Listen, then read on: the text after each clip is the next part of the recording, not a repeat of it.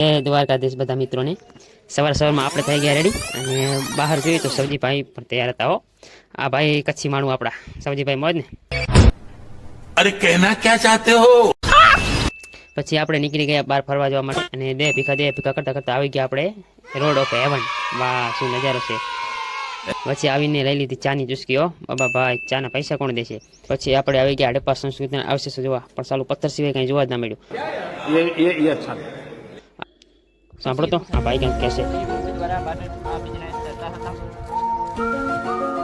એમાં ભાઈ અમારે કે 50,000 પગારનું નક્કી કરે તો આપણે અહીંયા રહી દઈ